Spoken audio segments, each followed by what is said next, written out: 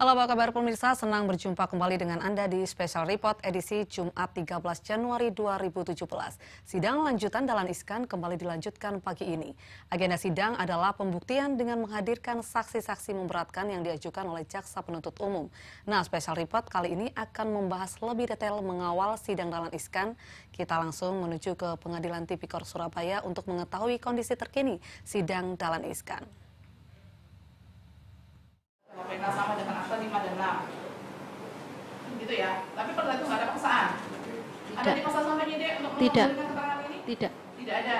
Oke. Kalau di akta 39 Ibu tidak tahu kapan Pak Dahlan tanda tangan, gitu ya. Pada saat itu Ibu tanda tangan setelah sebagai saksi, itu apakah sudah ada tanda tangan semua pihak? Sudah. Semua pihak? Iya. Pada saat 39 itu? Iya. Ibu masih ingat kapan tanda tangannya?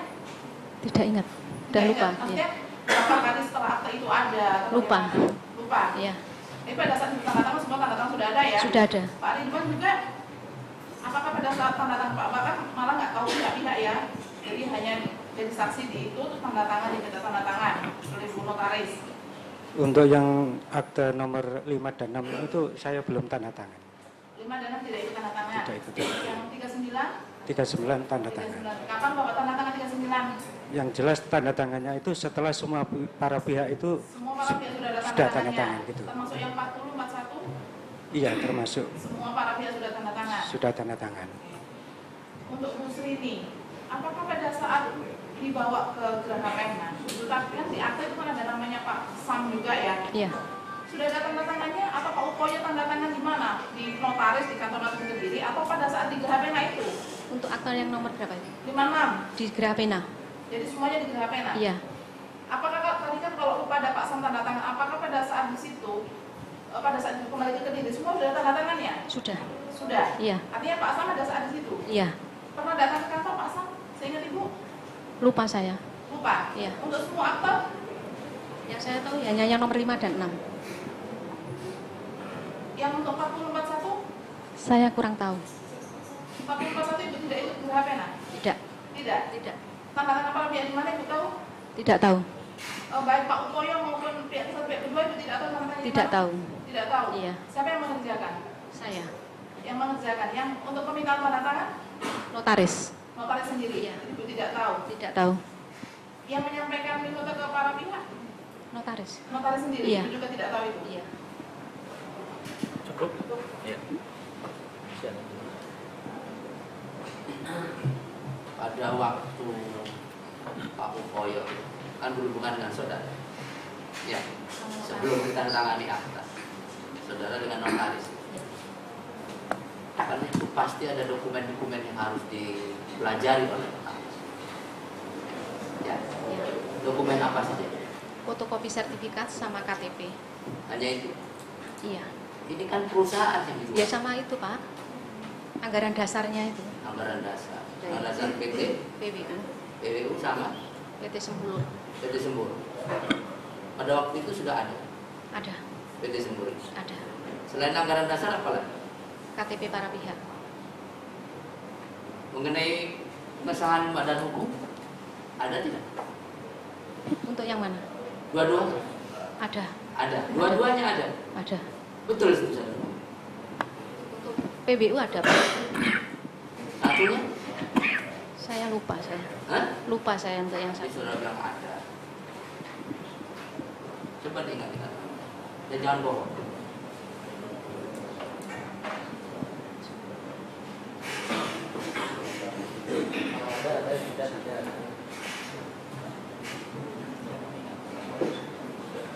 Gimana?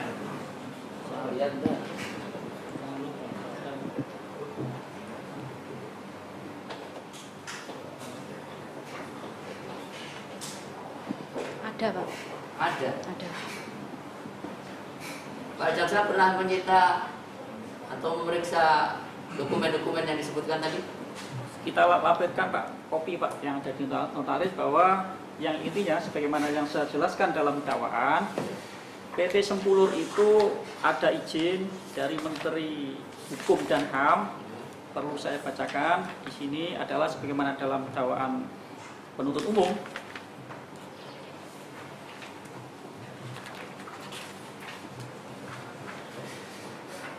Nah, artinya ada izin dari Menkumham Iya Pak, untuk PT Sempulur, tapi tanggalnya setelah akte ini dibuat Pak. Ini Pak, perlu saya bacakan sebagai untuk saya review kembali bahwa PT ini.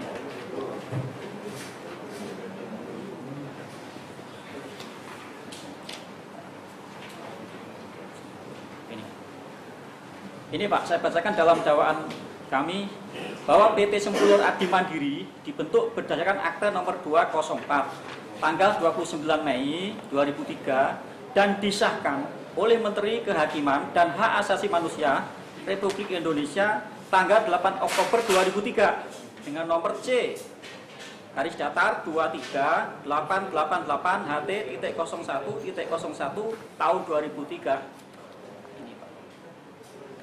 Jadi kalau akte ini dibuat tanggal 3 Juni, berarti tentunya ini belum lahir, Pak.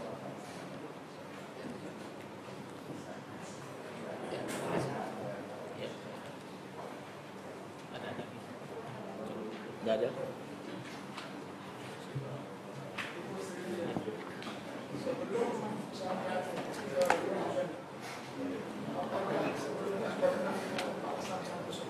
Belum pernah.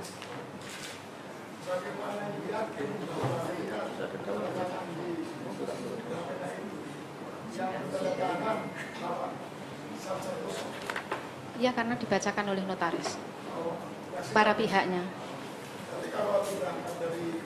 Kediri.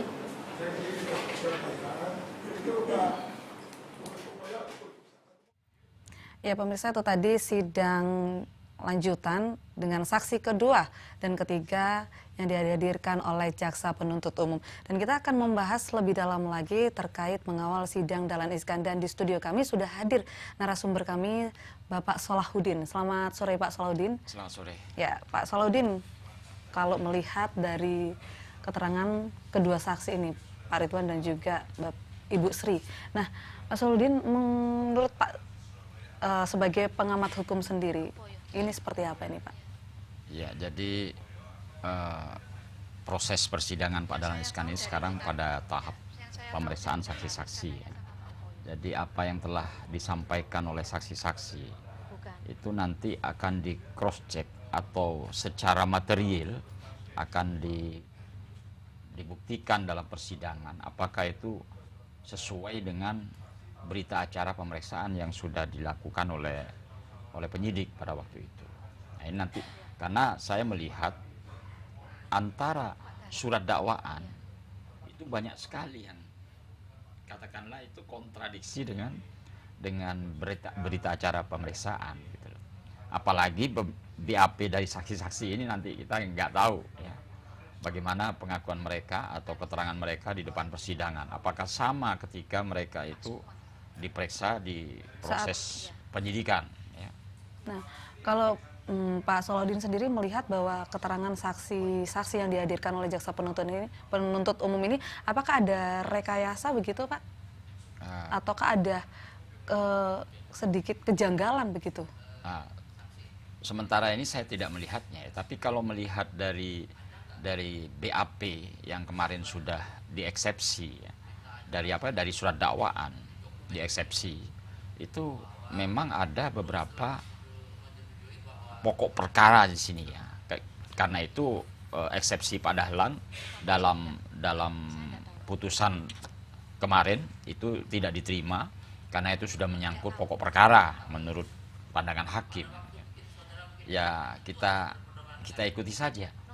Nanti bagaimana perkembangan itu pemeriksaan di persidangan ini, karena saya juga bisa menduga bisa saja terjadi hal-hal yang tidak sama ketika dia dilakukan pemeriksaan pada proses penyidikan.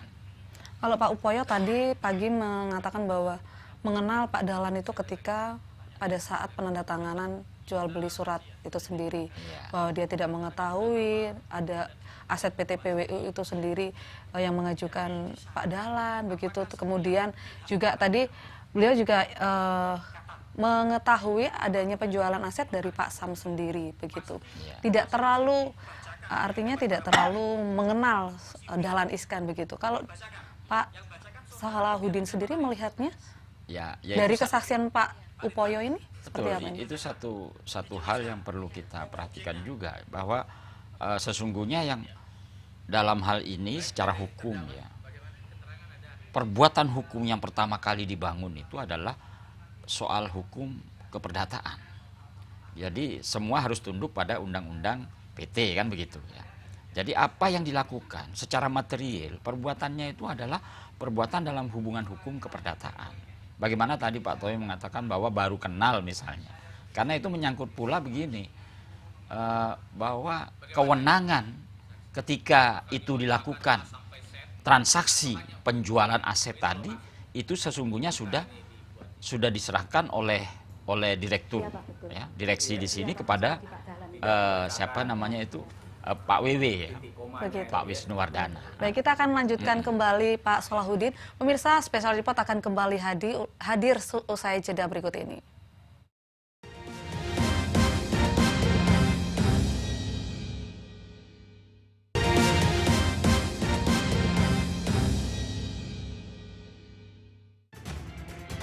Saya memang sedang diincar. Jangan bikin masyarakat apatis. Saya tidak kaget.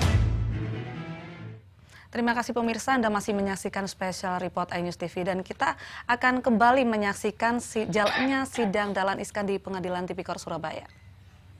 Seperti hal ini kan kami perlu juga memahami, karena seperti tadi juga menjadi pertanyaan, apakah ini disusun dipetik oleh keluar dari ucapan kamu? Tadi juga sudah disampaikan tidak seperti itu. Nanti kami membutuhkan juga itu. Baik, silakan nanti di copy ya, diberikan apa yang diminta. Izin majelis, mungkin kalau apa yang kami sudah ajukan tadi ke persidangan karena sudah dibuka, mungkin kami akan kasih. Tapi yang belum, mungkin nanti kalau besok kami ajukan, dia minta kami kopikan gitu, untuk pembelaan. Kalau kami kasih semua nanti itu sangat lumayan banyak Pak.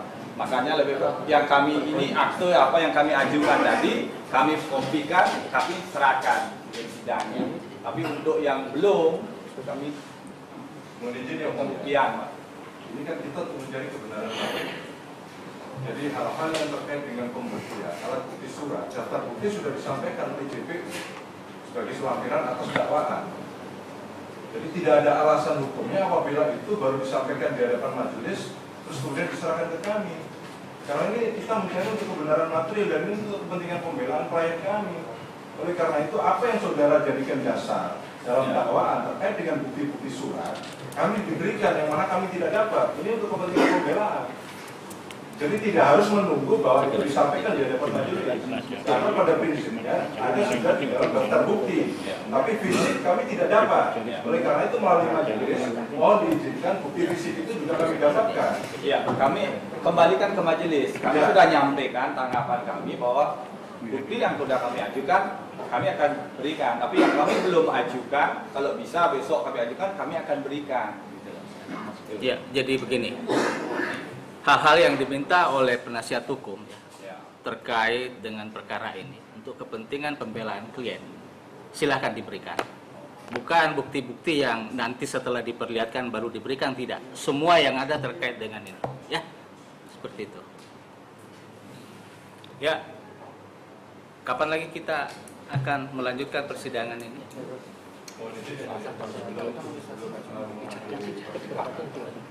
Laporkan kepada yang mulia terkait dengan izin berobat dari Pak Dahlan bahwa pada berobat yang kemarin itu hasil pemeriksaan.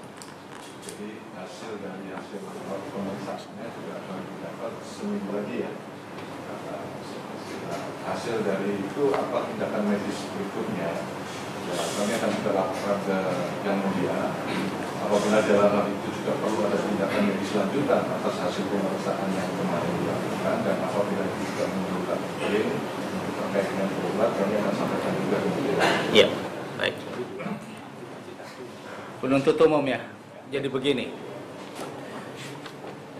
Ini waktu kita ya untuk melaksanakan persidangan ini ya, itu Ya sekitar 2,5 bulan ya, kurang lebih seperti itu. Jadi kami harap, karena saya melihat di berita acara itu masih ada sekitar 40 lagi saksi ya, 40 lagi saksi, belum termasuk ahli, belum termasuk untuk pemeriksaan terdakwa, juga belum termasuk saksi adecat, ya. Ya kami juga tidak tidak ingin dipersalahkan oleh pimpinan karena kami tidak bisa memanage perkara ini, ya. Jadi sedapat mungkin, ya, 10 hari sebelum berakhir masa penahanan, ya, itu sudah bisa kami mengucapkan putusan. Jadi kira-kira dalam waktu 2 bulan, ya, proses persidangan ini, pemeriksaan ini sudah selesai. Karena kami melihat ini masih banyak saksi dan ini ada beberapa. Kami menginginkan persidangan ini kita lakukan 2 kali seminggu, ya. Hari Selasa dan Jumat. Karena hari Senin kami cadangkan untuk pemeriksaan perkara korupsi lainnya. Jadi penuntut umum disusun untuk pemanggilan saksi untuk pada persidangan berikut untuk 2 kali persidangan seminggu. Ya, seperti itu. Ya, mengenai apa yang disampaikan nanti ya kami akan musyawarahkan juga.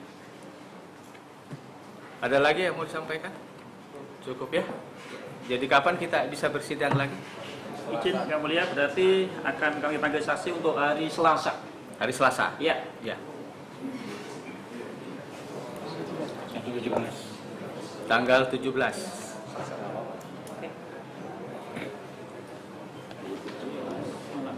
Ya. Ya, begitu ya, saudara terdakwa. Persidangan ini kita tunda. Kita akan lanjutkan kembali pada hari Selasa, tanggal 17 Januari 2017.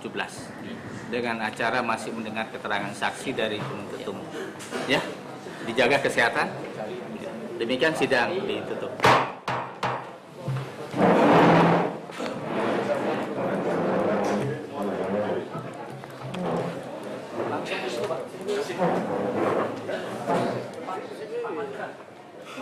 Langsung Wisnu, Pak. Langsung aja. Langsung Wisnu.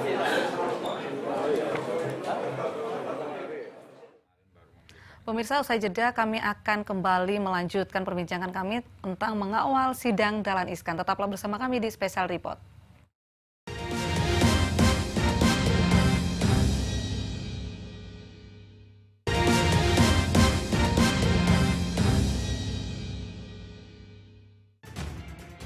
Saya memang sedang diincar. Jangan bikin masyarakat apatis. Saya tidak kaget. Terima kasih pemirsa, Anda masih menyaksikan Special Report dan kami akan membahas lebih dalam lagi terkait mengawal Dahlan Iskan dengan narasumber kami yang sudah hadir di studio dengan Bapak Solahuddin selaku pakar hukum pidana. Ya Pak Solahuddin, kalau kita lihat tadi bahwa sidang hari ini mulai jam 10 lebih 15 menit, kemudian jam 4 kurang sudah selesai begitu. Dan kalau kita lihat bahwa dari terdakwa sendiri ini sepertinya tidak diberikan kesempatan oleh jaksa penuntut umum untuk dikonfirmasi dari keterangan saksi yang sudah dihadirkan oleh JPU sendiri. Pak Solahuddin melihatnya seperti apa dari kacamata hukum sendiri? Iya, jadi gini, kalau pemeriksaan saksi-saksi itu dipimpin oleh hakim kan, dipimpin oleh hakim. Biasanya yang pertama kali untuk mempertanyakan kepada saksi yang didatangkan, yang dihadirkan ini adalah jaksa. Siapa yang menghadirkan? Kalau penuntut umum, ya penuntut umum yang diberikan kesempatan pertama kali untuk bertanya. Kemudian penasihat hukum. Setelah penasihat hukum, baru misalnya majelis hakim. Nanti majelis hakim pasti sebelum menutup itu akan mempersilahkan kepada terdakwa. Apakah keberatan terhadap keterangan saksi ini seharusnya seperti itu menurut hukum acaranya. Berarti ini ada sesuatu atau ada rekayasa begitu dalam sidang hari ini? Iya, kalau saya tadi melihat terakhir dari konfirmasi atau dari sanggahan penasihat hukum ya, itu mempertanyakan mana bukti-bukti yang dari keterangan saksi yang ada di dalam sidang itu. Ternyata itu tidak diberikan kepada penasihat hukum. Jadi mungkin tidak dilampirkan di dalam berkas BAP, sehingga penasihat hukum merasa kesulitan nanti untuk pembelaannya misalnya.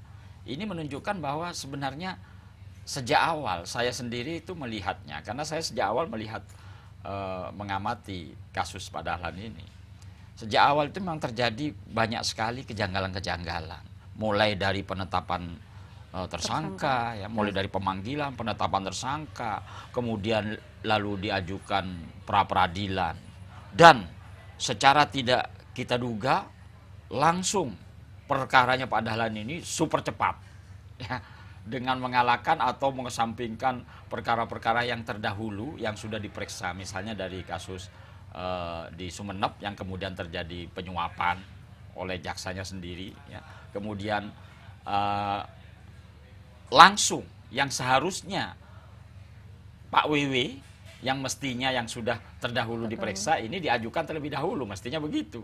Tapi ini enggak, malah punya Pak Dahlan ini berkasnya diajukan lebih dulu, langsung ditetapkan nanti hari sidangnya kapan. Jadi saya melihatnya sebagai orang hukum, ya, terutama pengamat hukum pidana, ini hal yang aneh bagi saya gitu. Tidak biasanya, ya. Jadi ini luar biasa. Biasanya itu ada begitu masuk, ya tidak ada rame-rame lah, biasanya itu ada beberapa 2 minggu misalnya nanti baru ditetapkan. Saya kemarin tuh merasa aneh terutama begini. Ini langsung juru bicara dari pengadilan Tipikor itu menyampaikan, dan langsung hakimnya, ya, majelis hakimnya itu 5 orang. Padahal selama ini kalau di Surabaya ini hanya 3 orang. Artinya ini ada sesuatu menurut saya. Iya. Ya kita lihat nanti sesuatu itu apa. Mungkin sekarang masih bertabir, ya. Tapi nanti makin hari makin kelihatan itu. Pak Solodin, kalau kita kembali lagi ke persidangan hari ini bahwa bukti-bukti tidak dilampirkan, iya, sehingga itu menunjukkan jaksa tidak siap, JPU tidak siap. Atau artinya ada unsur kesengajaan sendiri dari jaksa? Kalau unsur kesengajaan itu ya bukan, ya, karena mereka kalau unsur kesengajaan nanti juga membuat amburadul juga. Tapi ini menurut saya ini jaksa ini tidak siap. Jadi terburu-buru dia. Sejak awal penetapan dan macam-macam itu. Itu bukan unsur kesengajaan, tetapi mereka tidak siap dan akhirnya amburadul juga peradilannya. Lihat saja nanti kita perkembangannya. Mulai dari surat dakwaan yang tidak sesuai, ya, banyak tidak sesuai dengan BAP.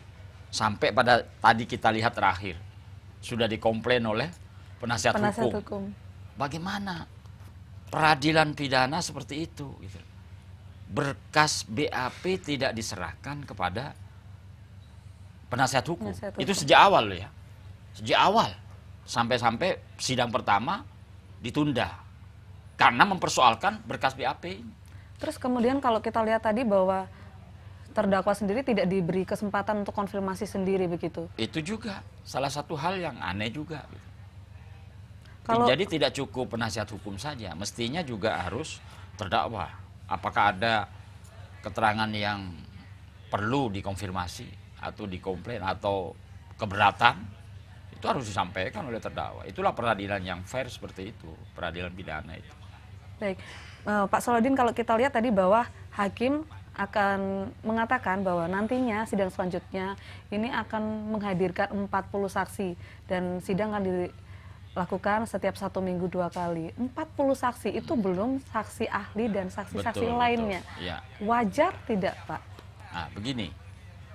Kalau JPU memang merencanakan ada 40 saksi, seharusnya dia juga sudah merencanakan seperti yang disampaikan oleh hakim ketua tadi, majelis hakim, ya.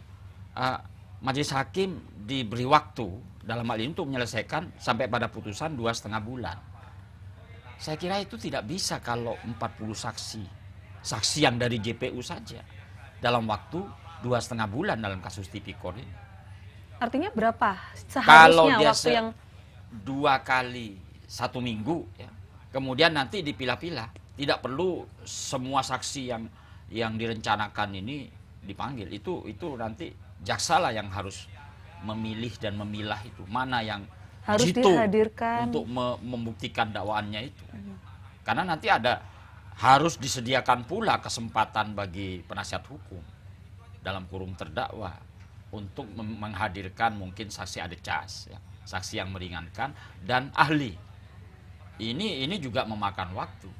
Jadi kalau hanya 1 minggu sekali saya kira tidak akan selesai. Dalam waktu 2,5 bulan. Baik. Minimal harus 2 kali. Minimal harus 2 kali iya, gitu harus ya. 2 kali seminggu. Baik, Pak Solodin, kalau tadi kita mendengar bahwa beberapa saksi mulai dari Pak Upoyo sampai dengan saksi yang kedua dan ketiga, ini tidak sinkron begitu dengan bukti yang dilampirkan sendiri. Artinya ini memang saksi yang dihadirkan oleh JPU ini juga belum siap atau gimana kalau melihatnya? Saya kira saya melihat sejak awal memang kasus ini dipaksakan, karena dipaksakan sehingga tidak siap. Karena tidak siap, kelihatan sekali tadi bagaimana persidangan peradilan pidana seperti itu. Jaksa tidak melakukan sesuatu yang menurut koridor-koridor hukum acara. Yang seharusnya bukti itu tidak diserahkan pada saat ketika dia sidang begitu. Peradilan pidana itu harus dilakukan secara fair, berimbang, yang dipimpin oleh hakim majelis. Ya. Jadi itu ini loh, kamu saya dakwa seperti ini. Bukti-buktinya ini diserahkan untuk kepentingan pembelaan nanti. Harus serahkan, tidak boleh seperti kemarin itu sejak awal kan ditunda itu gara-gara tidak ada berkas perkara itu BAP ditunda. Nah, ini ada lagi tadi. Itu menunjukkan sesungguhnya kasus ini dipaksakan untuk segera disidangkan. Padahal menurut perkiraan ya tidak begitu, apalagi kasus korupsi. Apalagi kasus yang memang banyak memerlukan keterangan saksi. Belum siap untuk mengajukan saksi-saksi gitu ya? Bukan, belum siap untuk mengajukan perkara ini ke persidangan. Ya. Itu mungkin juga salah satu penyebabnya ya, karena kuasa hukum Pak Dahlan waktu itu melakukan pra-peradilan. Untuk mengejar ini, maka dia buru-buru. Dan itu sudah dilakukan, terbukti memang terburu-buru. Sampai-sampai kasusnya Pak WW sendiri itu, Pak WW konon saya dengar ceritanya itu tengah malam dia itu dipanggil ke kejaksaan. Karena baru ingat bahwa kasusnya Pak WW ini belum ini. Gitu. Pak Solodin, kalau kita lihat bahwa sepanjang perjalanan sidang hari ini memang terlihat belum siap begitu. Iya. Dari kacamata hukum sendiri, apa sebenarnya harus dilakukan dalam persidangan ini? Ya, yang harus dilakukan dalam persidangan begini. Jaksa penuntut umum. Jadi ini adalah pemeriksaan saksi yang diajukan, yang disiapkan oleh jaksa. Seharusnya jaksa itu sebagai penuntut umum, dia harus bisa membuktikan dakwaan-dakwaannya melalui keterangan-keterangan saksi yang mereka sudah diperiksa.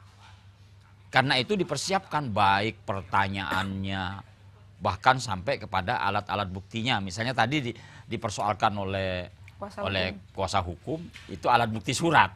Mana bukti surat seperti yang dikatakan tadi kok tidak diserahkan dalam lampiran berkas ini? Gitu. Itu menunjukkan bahwa jaksa itu ya tidak siap gitu ya. Tidak siap. Baik, Pak Solodin, kita akan melihat tayangan berikut ini. Dahlan Iskan mengaku siap dan optimis menghadapi sidang hari ini. Kondisinya juga sehat. Mantan Dirut PLN itu sempat memberi pernyataan singkat saat akan memasuki ruang sidang. Sidang kasus dugaan korupsi pelepasan aset PT PWU kembali digelar. Sidang sempat tertunda sepekan karena Dahlan Iskan mengajukan izin berobat di Tiongkok. Meski baru saja menjalani perawatan, tidak tampak raut lelah di wajah bapak dua anak asli Magetan ini. Dahlan terlihat siap menjalani sidang lanjutan di Pengadilan Tipikor Surabaya. Sidang lanjutan hari ini dengan agenda pembuktian mendengarkan saksi memberatkan yang diajukan jaksa penuntut umum. Dari 4 saksi yang direncanakan, hanya 3 yang hadir. Mereka adalah Ujo Sarjono, Sri Indahwati sebagai notaris, dan Muhammad Ridwan, mantan karyawan. Sedangkan yang tidak datang adalah Sam Santoso, pembeli aset PT PWU. Sementara itu, kuasa hukum Dahlan Iskan, Yusril Iza Mahendra mengaku telah membaca BAP para saksi dan siap mendengarkan keterangan saksi. Sejumlah pertanyaan untuk meng-cross-check keterangan mereka juga sudah disiapkan tim. Hari ini ya kami akan menghadiri sidang dan mendengarkan keterangan saksi-saksi yang diajukan oleh jaksa penuntut umum dan kita dengar aja siapa-siapa yang akan dihadirkan oleh jaksa dan kami juga sudah membaca BAP dari pemeriksaan itu. Mudah-mudahan saksi-saksi itu akan datang nanti dan kami tentu akan saling bertanya dan cross-check atas keterangan yang disampaikan di dalam persidangan. Sebelum saksi pertama selesai diklarifikasi oleh jaksa penuntut umum, Ketua Majelis Hakim Tahsin memutuskan menunda sidang dengan alasan sholat Jumat. Dari Sidoarjo, Pramono Putra, MNC Media melaporkan. Pemirsa, usai jeda kami akan kembali lagi. Tetaplah di Special Report News TV.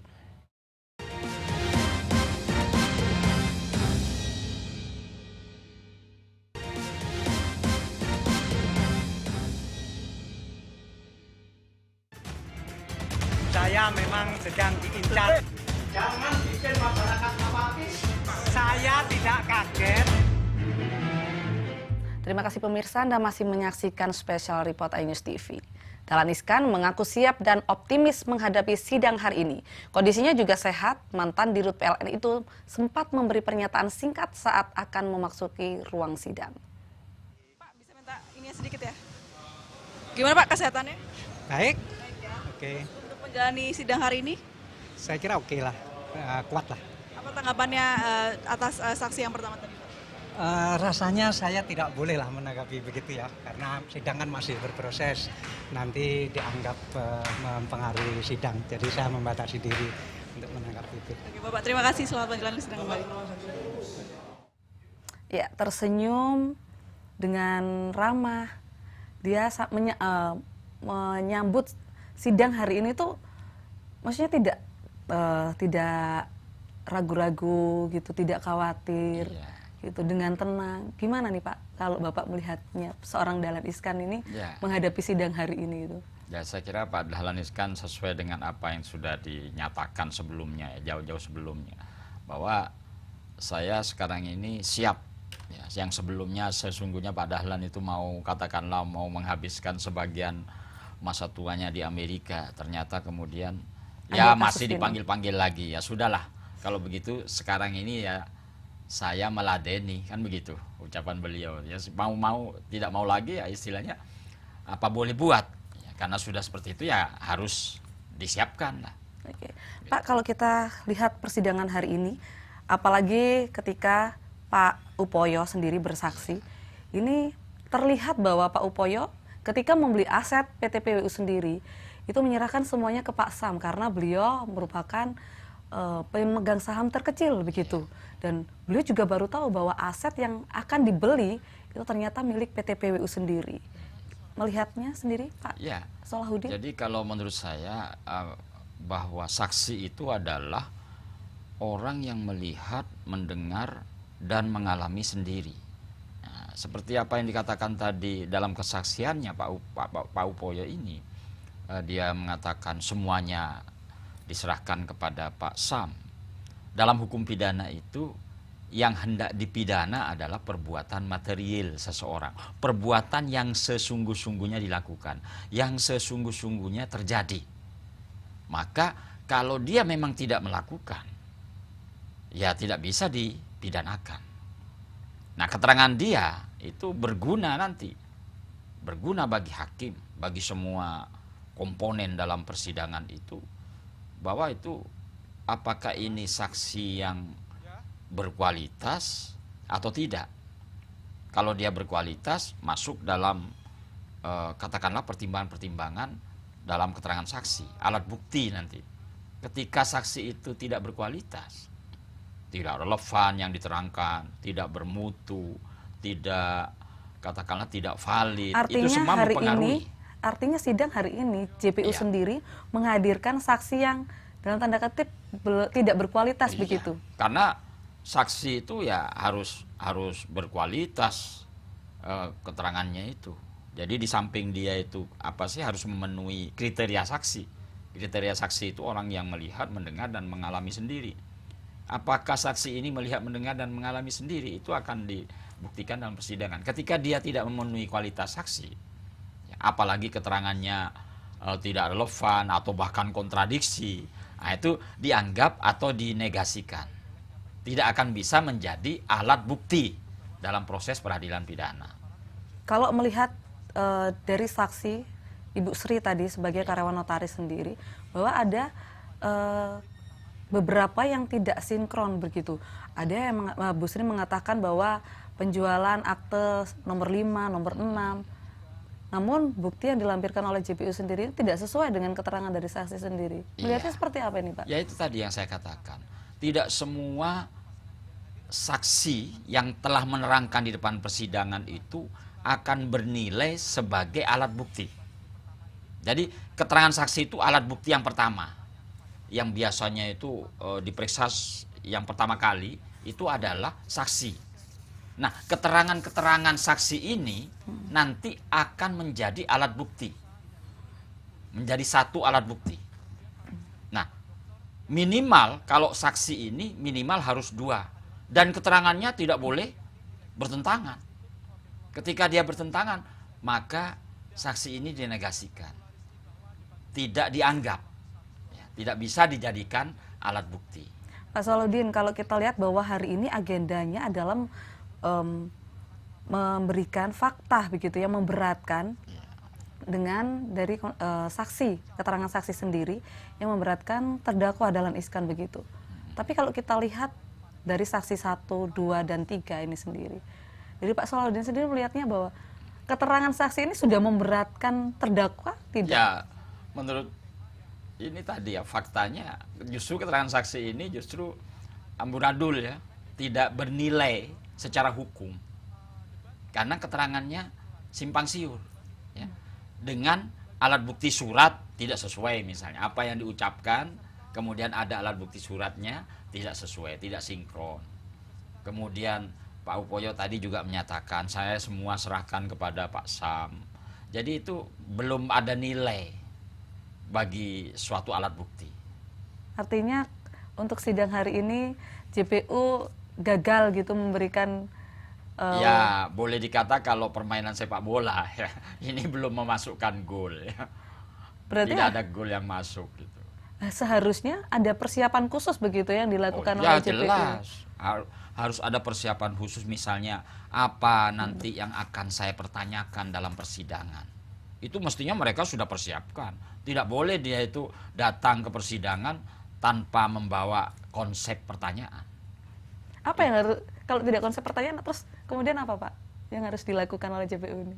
Kalau datang dengan tidak membawa konsep pertanyaan. Ya itu tadi, kalau tidak membawa konsep pertanyaan, maka pertanyaannya tiba-tiba saja.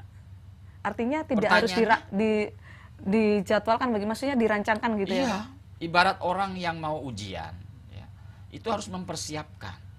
Kira-kira nanti yang akan ditanyakan oleh penguji itu adalah ini. Itu harus mempersiapkan jaksa itu. Termasuk penyidik ketika memanggil seorang tersangka, itu harus mempersiapkan pertanyaan itu. Tidak bisa dia harus datang tiba-tiba pertanyaan itu. Baik, kita akan lanjutkan kembali Pak Salahuddin perbincangan kita. Pemirsa, Special Report akan kembali lagi setelah jeda berikut ini.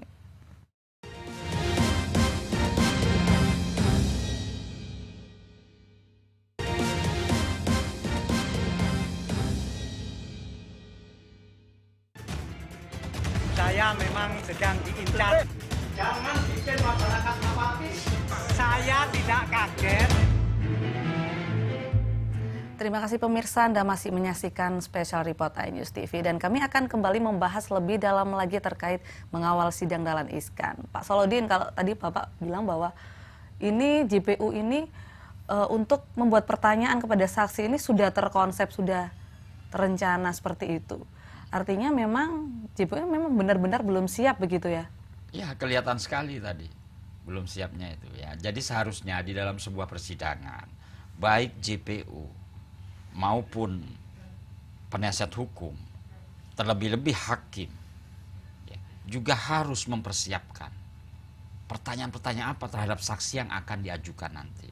Karena mereka ini masing-masing sudah secara fair, secara jujur, secara ya ibarat main bola itu mereka fair sekali. Ini loh nanti kamu akan saya dakwa seperti ini surat dakwaan, ini berkas-berkas, semua diberikan. Siap semua untuk membuktikan pertama kali adalah jaksa. Karena beban pembuktian itu dalam proses peradilan pidana secara umum adalah pada jaksa. Hanya kasus-kasus khusus saja, misalnya gratifikasi. Beban pembuktian itu dibalik. Tapi kalau dalam konteks ini beban pembuktian ada di jaksa. Karena dia yang mendatangkan, yang harus dibebani pembuktian, maka dia harus siap mestinya. Pertanyaan apa nanti yang akan saya tanyakan kepada saksi yang saya hadirkan sendiri. Ketika dia tidak siap, ya seperti itu kejadiannya. Kalau menurut Pak Solodin sendiri melihat keterangan tiga saksi ini tadi, bahwa apa sudah terlihat secara gamblang begitu menjelaskan bahwa Dahlan Iskan ini ikut atau dugaan korupsi itu sudah jelas begitu Pak, menjadi pelaku korupsi penjualan. Kalau saya amati PT tadi Aset. itu tidak jelas, bukan belum jelas ya, tidak jelas tadi itu. Belum jelas begitu ya Pak? Iya, jadi tidak jelas itu. Kemudian Pak, kalau kita lihat bahwa ini saksi-saksi masih bilang lupa karena kejadiannya sudah 13 tahun yang lalu. Iya.